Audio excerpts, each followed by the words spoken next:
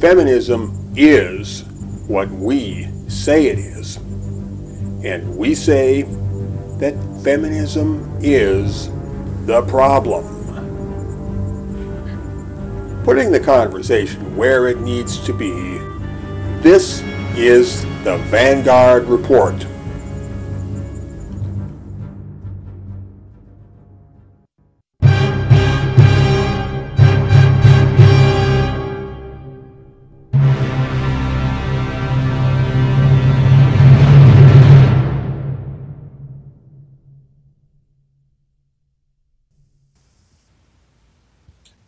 Hello world, it's that time again.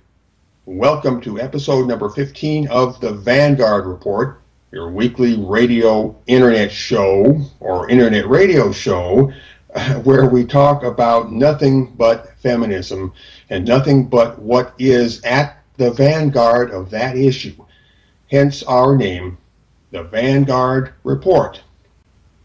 All right, I am your host, Fidelbogen, and with me as always is my fellow host, Nick Redding, ex-social justice warrior, counter-feminist agitator general for the city of Edmonton, and a true son of the Alberta Prairie.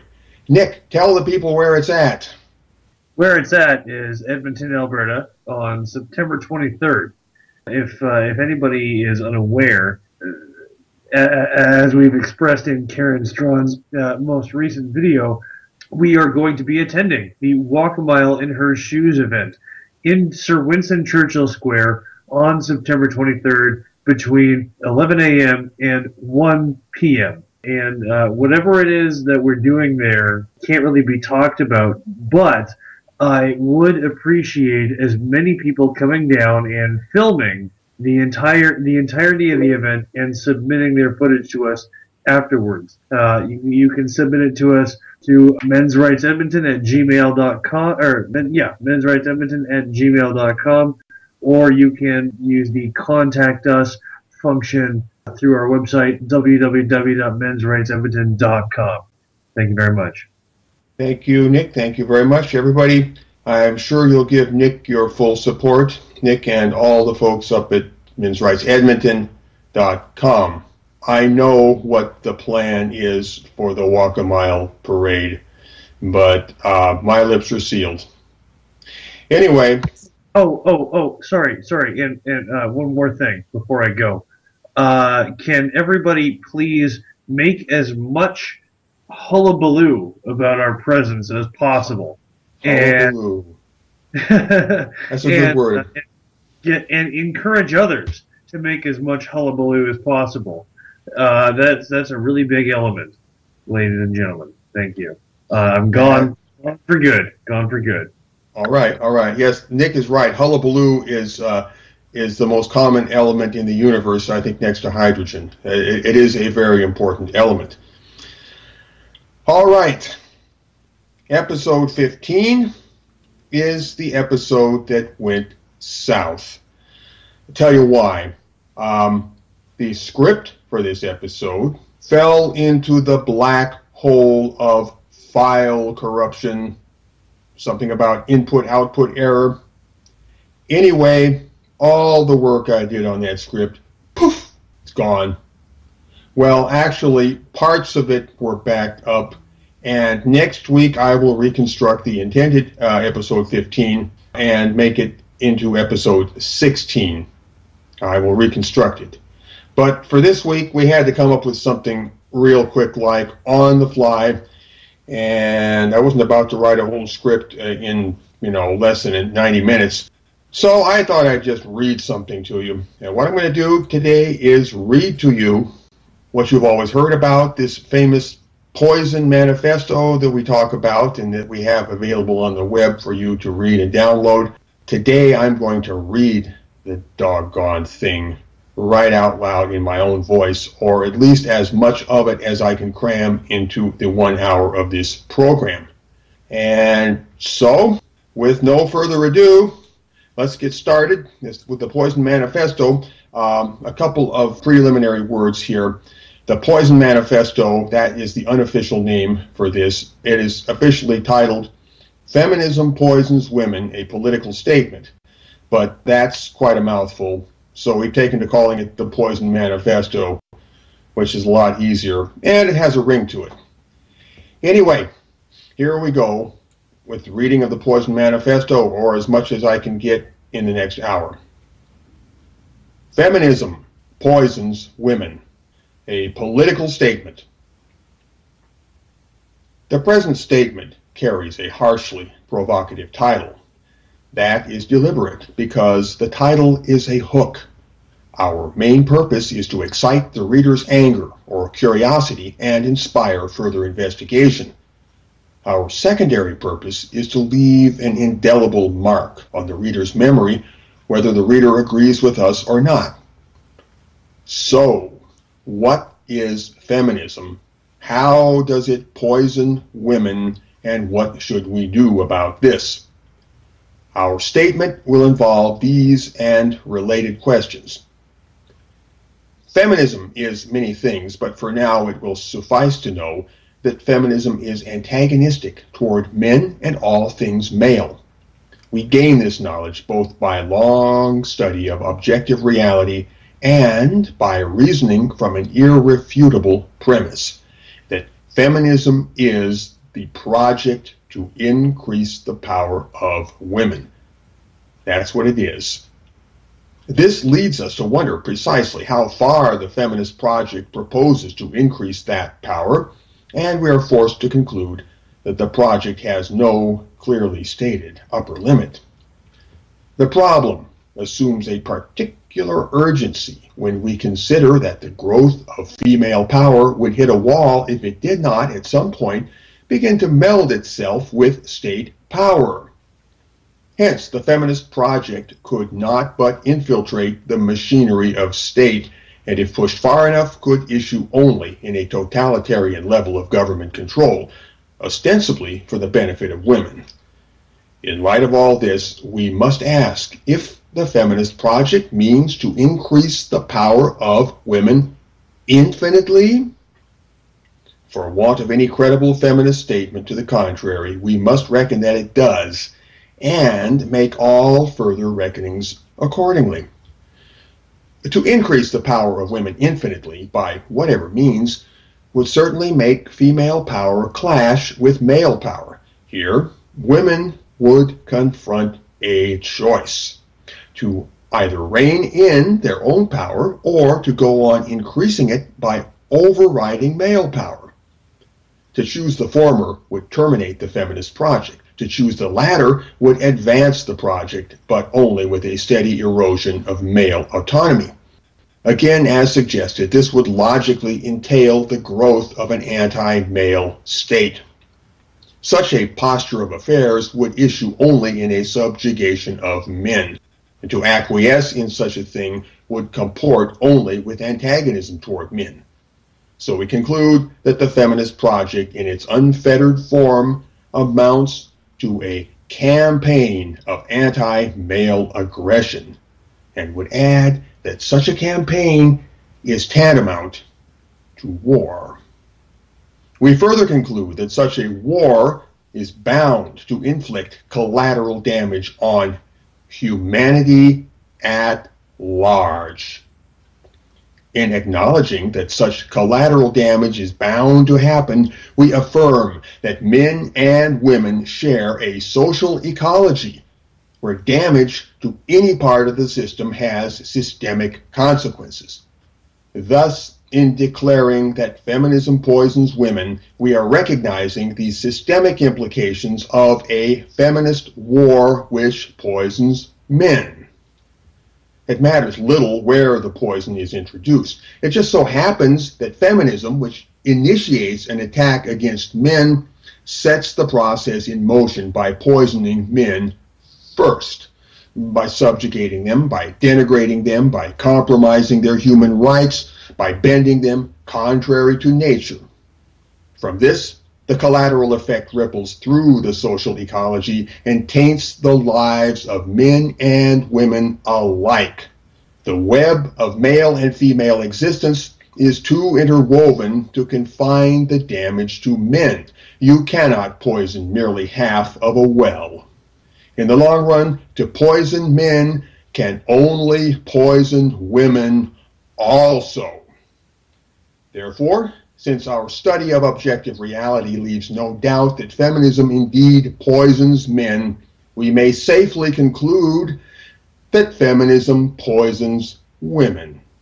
However, if you mean to enhance the well-being of women, it will not do to poison them. In the end, we oppose feminism because feminism poisons everyone. Feminism poisons everyone. So consider the present statement a rallying call to men and women everywhere who oppose feminism. By our study of objective reality, we know that their numbers are considerable and, if the right stimulus be applied, apt to grow. Accordingly, we wish to grow politically awakened non-feminist numbers and bring about intellectual crystallization among those numbers.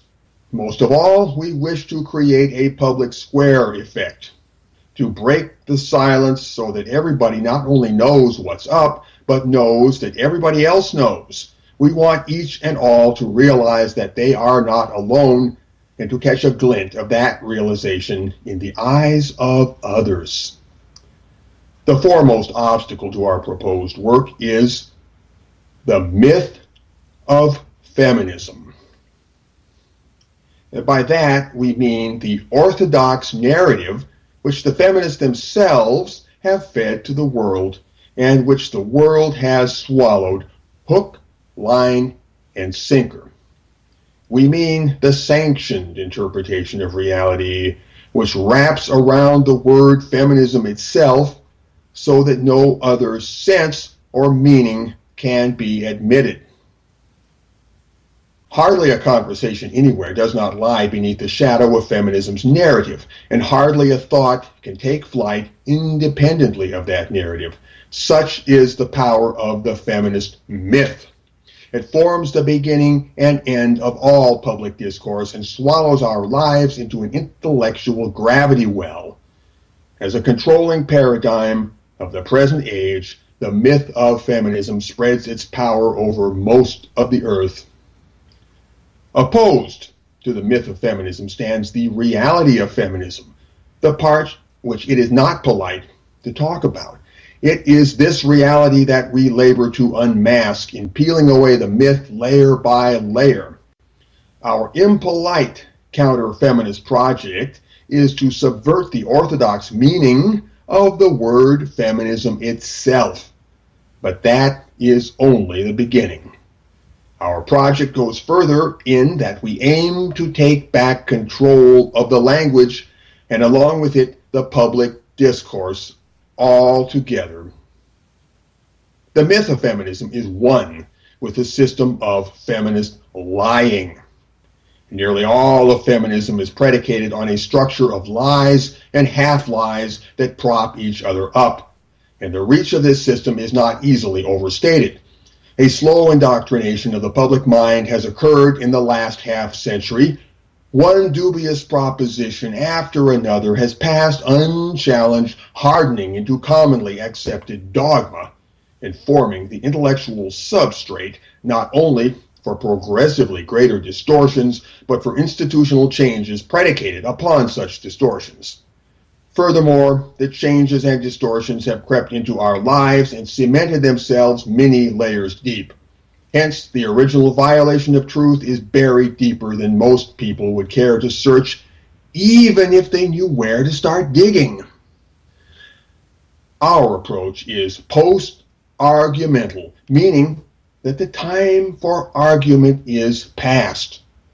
Mutual quest for truth in good faith is a wasted occupation when you are dealing with feminists, for we have learned by hard experience that they have 1,000 tricks to sabotage this. Briefly, they do not wish to know what they do not wish to know. Likewise, they do not wish to make known what they do not wish to make known. Either way, they have a vested interest in concealment. So nearly everything they say promotes the myth of feminism and veils the reality of it. And if we choose to transact within their categories, we validate their discourse and defeat ourselves before we speak a single word. The feminists aim to keep doing what they are doing until they exhaust every inherent possibility which the feminist project contains. Their method is cyclical and dialectical, and they will redefine their project in a radical way whenever the original definition no longer serves them. That, too, is part of the feminist project. They will repeat this time and again, even contradicting earlier stated principles if, by so doing, they can extract just one more drop of female empowerment. They will do all of this and more until some intervening power, human or otherwise, puts a stop to it. That is why we are post-argumental, because we know that persuasion effort is wasted on most feminists, who will always find a way to dodge, deflect, or derail anything we wish to communicate. We are not totalitarian. We are not the thought police. We do not wish to modify feminist belief, but only to uncouple that belief from the power to act upon it in pernicious ways. Briefly, we wish to modify outward feminist behavior from the outside. That is because we know they will never modify their outward behavior from the inside as long as they feel secure in their power. So our policy is to increase non-feminist power, chiefly by growing our numbers and making our presence more keenly felt within the public discourse. This will modify outward feminist behavior because it will make the feminists less smug. They will draw back into their shells a bit and moderate their tone a bit, and that is what we want them to do. Every time they draw back a bit, we advance a bit, occupy more space, and operate with more freedom and ease. Thus secured, we become free and easy, and this draws more of the world to our side. Once again, to argue with these people in hope of persuading them is a wasted occupation. Our effort is to whittle down their power, a slice here, a slice there. So, we direct our persuasive force at the many non-feminists who are ready, nay, eager, to be persuaded. In this way, we consolidate our own power and make our job easier. The master plan is to confront the feminist project with an autonomous power that goes its own way without consulting feminism. This autonomous power equates to the aggregate political will of non-feminist men and women everywhere. To say that this power goes its own way without consulting feminism means that it operates outside the myth of feminism altogether. That myth has been overthrown, and along with it, the power of the myth to organize personal or political life. Less abstractly, you may look any feminist in the eye and say, "Excuse me, I am not a feminist, so I am not bound to swallow anything you have told me." Remember that they do not know the chain of reasoning which leads to your conclusion, and since you don't owe them any answers, you have no duty to explain it. It matters only that by this one curt gesture you have vacated the myth and gone your own way. Truly, this is where the road branches off. The personal and political ramifications of such a gesture are without limit, and you have a lifetime to explore them. To be sure, that is a small victory, but the formula is what matters. In time, such individual victories will accumulate and join forces demographically. The micro will merge into the macro, and having reached a tipping point, it will enter the public square, where the sum of personal power becomes political power. In the end, this will generate a public polarization of opposed political wills. Non-feminist against feminist. Everybody will know, and most importantly, everybody will know that everybody will know that everybody will know that everybody will know, etc., etc. That's the public square effect. Feminism will go through an existential crisis where it is forced to negotiate coexistence with an other and made to lose its collective solipsism under the harsh glare of the world's gaze. The other is the combined political will of non-feminist men and women everywhere. The introduction of non-feminist alterity, the sheer otherness of all that is not feminism, will reload the scales of power and alter the nature of the game. We have reached our verdict about feminism for well-considered reasons, but cannot hope to unfold these in the scope of the present statement. Furthermore, it would not serve our present purpose to do so. The business of the moment is to connect with affinitized minds everywhere, and we trust their nascent intuition to weigh the veracity of our conclusions. We are often told by feminists that we don't know what feminism really is, and admonished to read feminist books. In fact, we have studied a great amount of feminist literature over the years, but have drawn from these readings a very different conclusion than the various writers intended. Simply put, we have refused indoctrination. We gauge the words of feminist authorities as we would gauge the words of politicians, with an eye to their duplicity. Some of them may be cynical, and others may be self-deceiving, but never do we take them at face value. We know that these words, which conceal as much as they reveal, will not explain the living truth of feminism as it operates in the world around us. So that is why we confront feminism not merely as written words in a book, but as a factor in our lived experience, an alien force encroaching on our world and manifesting through its consequences. We aim to subvert the orthodox meaning of the word feminism, and we begin by studying feminism's consequences. We say that feminism's excrescence is its essence. What feminism excretes or oozes into our lives is not accidental but foundational. It marks feminism as feminism. This essence dwells along the interface where feminism breaches our world.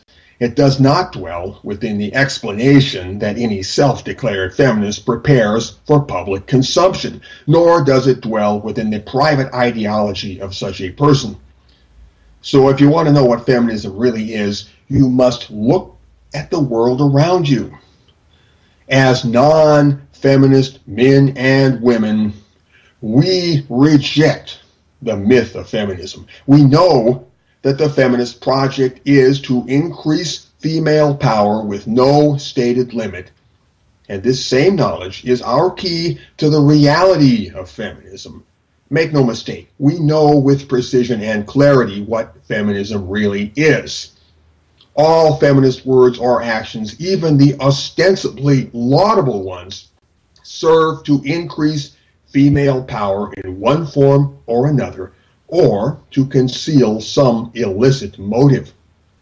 Observation over time has borne this out, for we see that feminism's accomplishment has been to pile up advantages for women in a one-sided way and to absolve women of moral accountability, always with a subtext of female victimhood and female entitlement. So when we pronounce the word feminism, we are speaking of precisely these things. We identify these things as the core of feminist reality, and assert that if you took these things away, feminism would effectively cease existing.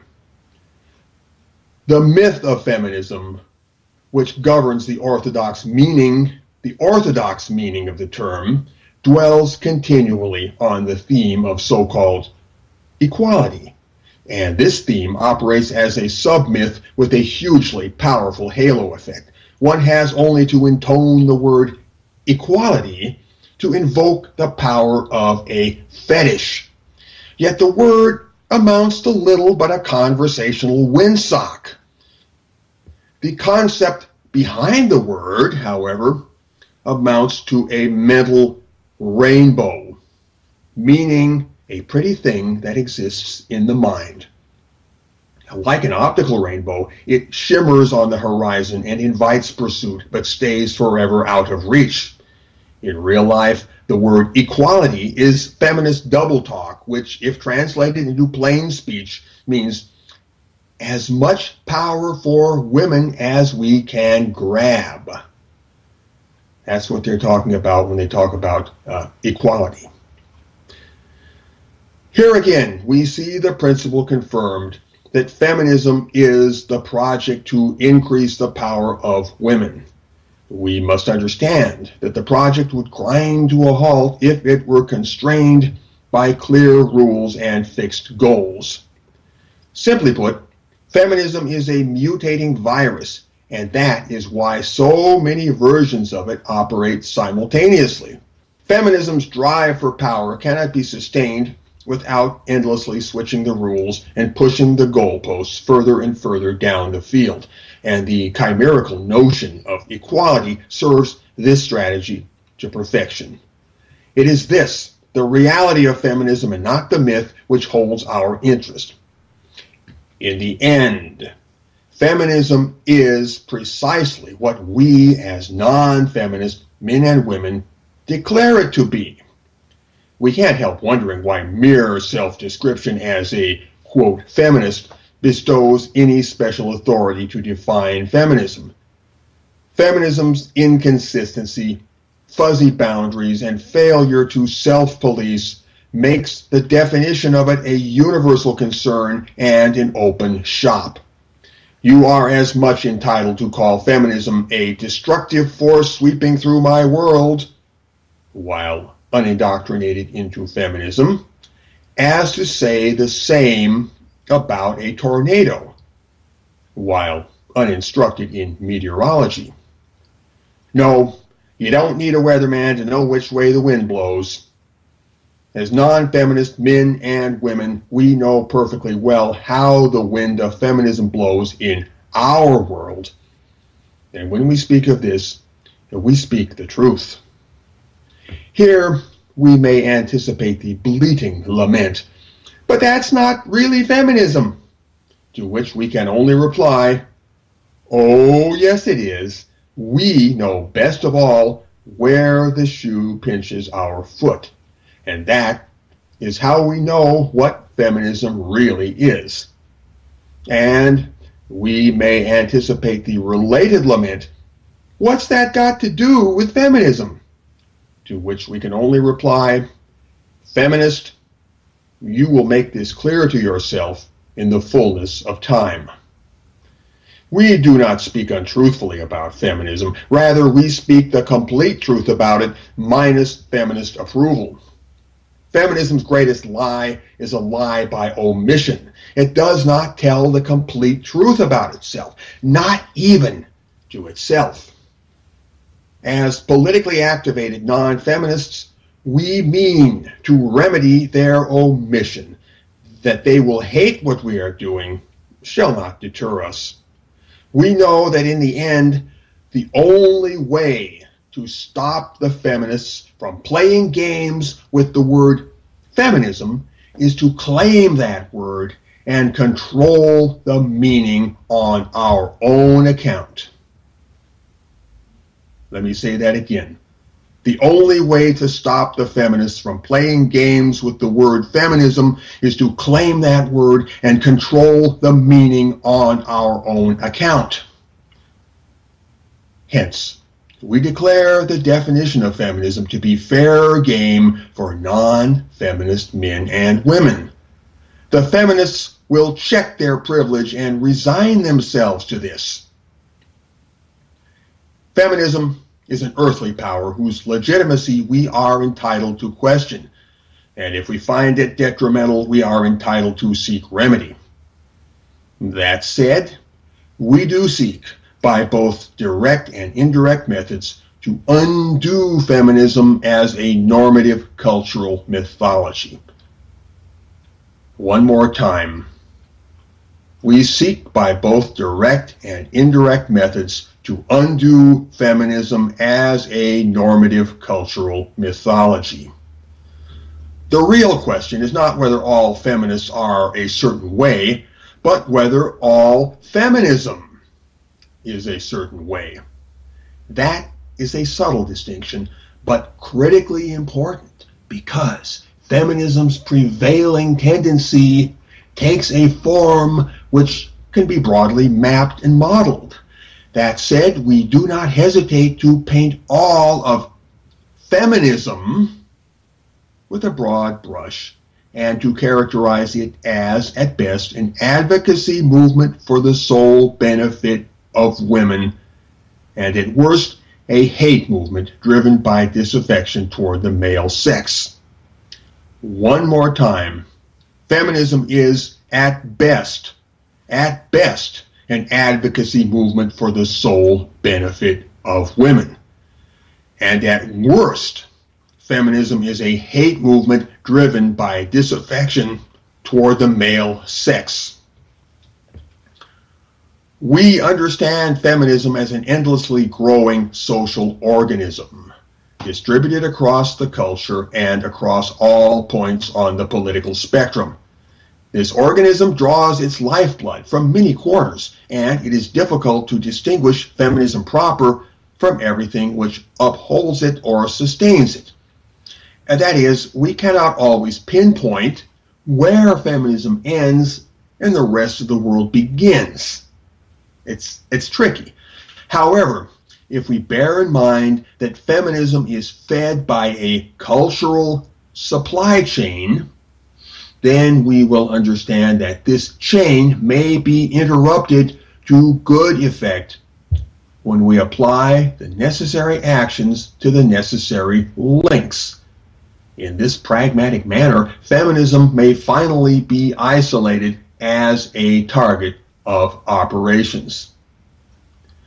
The non-feminist revolution is a primordial pushback against feminism.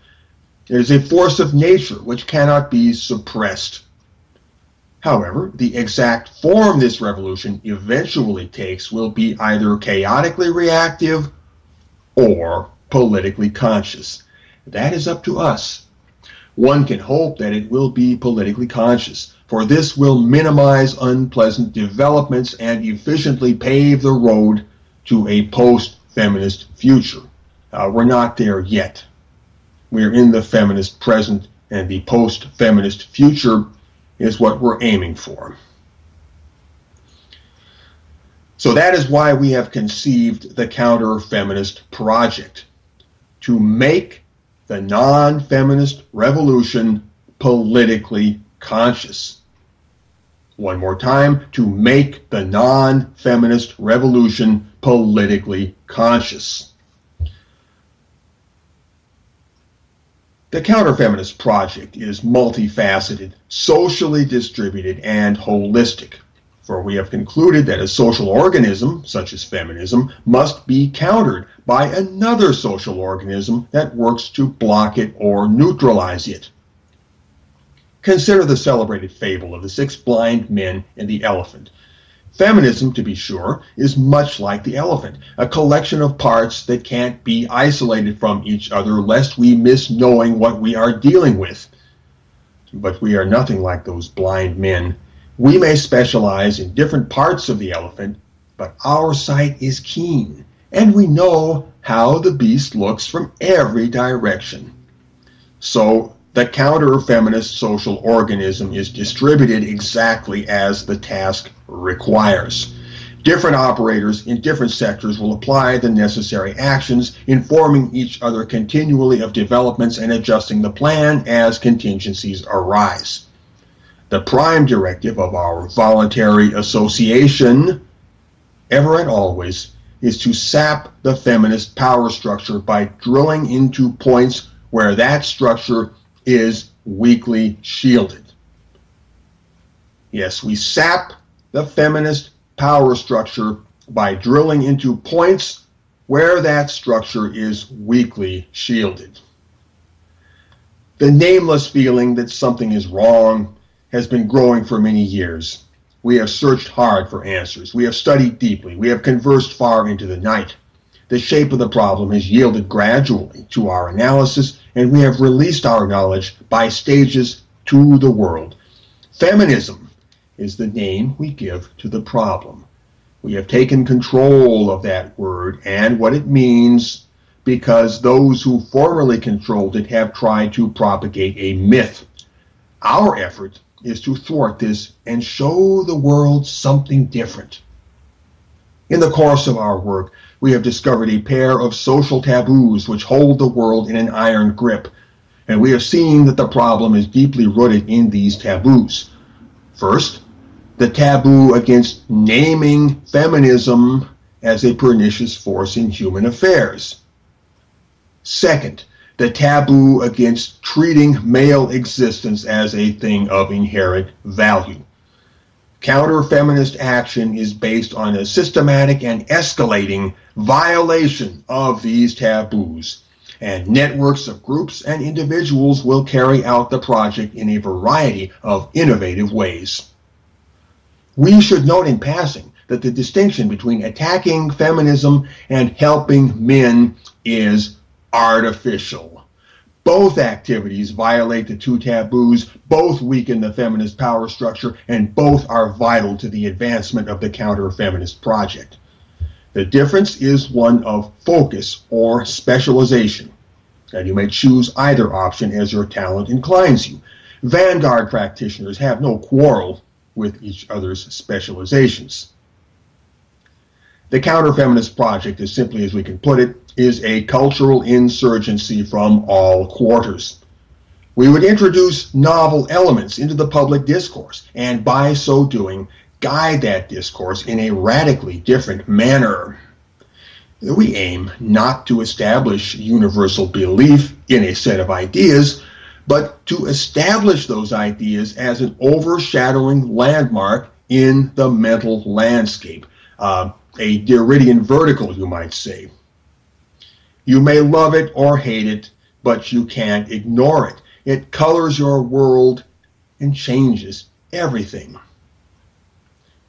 The Counter-Feminist Project is a three-pronged initiative that aims to do the following. First, to confirm a working definition of feminism within the non-feminist community. This will establish a focal vision for coordinated operations. It will also prevent the operators from working at cross purposes.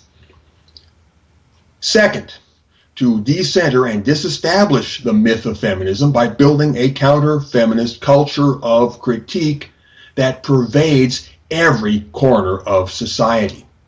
This will include both a serious intellectual auditing of all feminist claims and theories and a mainstream growth of mockery and witticism at feminism's expense. It will also include an effort to catalog the many forms of feminist aggression and microaggression in the greatest possible detail so as to make these publicly known and available for correction. Third, to promote conventional issues-based activism, such as lawsuits, lobbying, standing for public office, letter campaigns, street demonstrations, petitions, and pro-male good works in the community. We recognize that such activities will generate publicity, attract members, and weaken the feminist power structure in general. Hence, we deem them good. Here we have depicted the counter-feminist project in broad strokes. We wish to make commonly known that such a project is underway and to enlist all manner of people from everywhere on earth as co-workers. The present statement is cast upon the world like a net which gathers affinitized minds. Anybody of any nation, occupation, or station in life can settle into any corner of the project as we have sketched it and commence work. The nature of their involvement is limited only by their imagination. The project indeed has been going on for years, and keen observers will know that the community of affinitized minds is growing quickly. In the past, this growth has been intellectually chaotic and politically inefficient, so the present task is to remedy that. However, we trust the accumulated indraft of past outreach efforts to keep pulling in new people. Furthermore, we assume that a baseline of understanding has already been established. After all, the conversations have long been happening and the word has gotten out. So we address present remarks to those who are either up to speed or able to get there quickly. We seek such people, intellectual self-starters who can take a hint, see the lay of the land, govern their tongues, and needn't be told twice. Critique of feminism will become a sort of cottage industry. Anybody of any sophistication may have a go at this, but only high-level thinkers and strategizers will compose the vanguard. If you are of the latter, then do drop by. We will, of course, need popularizers, people who can translate the message into a mass idiom or into the idioms of various cultures, subcultures, and communities. In time, the counter-feminist project will merge with the ambient of the general culture and not be recognizable as the product of any singular group or movement. This will end feminism's control of the cultural narrative. Having been shouldered aside by an upstart counterculture, feminism will become merely another competitor in the marketplace of ideas. It will no longer be privileged, but rather jostled with the throng and expected to take its lumps. That day, which we so fondly anticipate, has not arrived quite yet. But to look on the bright side, it is getting closer. We who have been in the game for a good long while can attest to this. Recent times have brought dramatic change, and there is no question that the defenders of the feminist faith are digging in for a fight. They belatedly realize that a threat to their power has arisen, and the smell of panic mingled with false bravado is wafting from their side of the field. They are up to their usual tricks and lies, but they are doubling the dosage. Apparently, they think they can get out of trouble by doing more of what got them in trouble in the first place. So, let us consider the future. If we mean to boost feminism along the road to extinction, what can any of us individually do to help out? More precisely, where would any random person now reading this find his or her point of entry into the counter-feminist project? The answer is that only you can supply the answer. You are on your own. However, that is not so bad as it sounds, because many have walked this road before you, and if you seek them out, or if you seek out the wisdom they have left on record, you will find much of the guidance you need. But still, you must take the initiative to seek what will sustain you in your quest, and in so doing, you will find your answer and discover your niche in all of this. Consider that we, the pioneers of the community, were given no map, no compass, no pole star, no flashlight, no field manual of any kind. We simply found our way, driven by the imperative to decipher things that made no sense. Your case, in many ways, shall be no different. Ask yourself, why are you here now, reading this or listening to this? What brought you to this juncture? The fact is, you have traveled a good way upon your road already, more than you realize. You ought to reflect upon that. Know that you are not alone. You are hearing this now, and that should give you a clue. But look around. for the times are changing, and a new spirit is abroad upon the earth. Seek the glint of understanding in a glance, the flash of recognition in a phrase. And yes, read the writing on the wall. Trust me, it's out there, and you'll know it when you see it. This statement opened with the provocative idea that feminism poisons women. And prior to concluding, we should touch upon that once again. Truly, the feminist poison spreads, and given the workings of the social ecology, this will poison women along with everything else. So even if we cannot expect compassion for men and boys to become a cultural norm, we can at least appeal to these socially conservative woman-firsters on their own level of understanding. If the male population is not treated decently, you may depend on it that the outcome for women will be poisonous. That is an ice-cold, logical prediction. There is nothing outlandish or perverse about it. We would have only to fold our arms, sit under a tree, and watch it happen. For happen it will. However, our present purpose is to issue a warning, like a man standing next to a highway, waving a red flag, shouting, "Danger ahead! Turn back! Proceed at your peril!" We wish to avoid the worst for all concerned, and we make this statement because conscience guides us to do so. We call upon others, similarly guided by conscience, to align with the present effort. Very well. Such dark and wild words will not sound dark and wild to everybody. Some, now reading or hearing this, will directly comprehend what the non-feminist side is transmitting. Others will be on the brink of comprehending, wanting only a few choice hints to make it all light up. Either way, there is a ready public to be reached, and reached we shall. In 3 years, 5 years, 12 years, words like these will settle into place and make perfect sense to a critical mass of people. For now, we preach to the circle of the knowing and work patiently to expand that circle. Looking back across the years, we see that we have been successful in this method. We trust the future to crown our efforts likewise. There's a new game in town, and the game is on.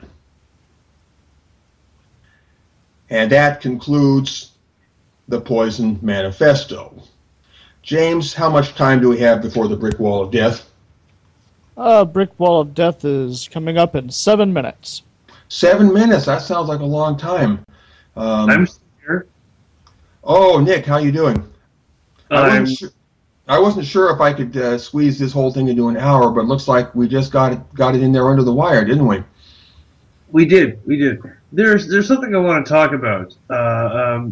Have you guys seen Taylor Swift's new video? I've heard something about it. I haven't seen it, no. I don't follow Taylor Swift all that closely. Now, Fidelbogen, I know you are so disconnected from modern culture, you haven't even seen Star Wars, correct? Well, except for a few samples on YouTube, yeah. Yeah, that I showed you. Yeah. I know. I should work on that. But go ahead. What about Taylor Swift? The point is that you Taylor Swift's new video. It's about her. The whole thing is her with all these very specialized dancers. You've got cheerleaders, ballerinas, hip hop like break dancers.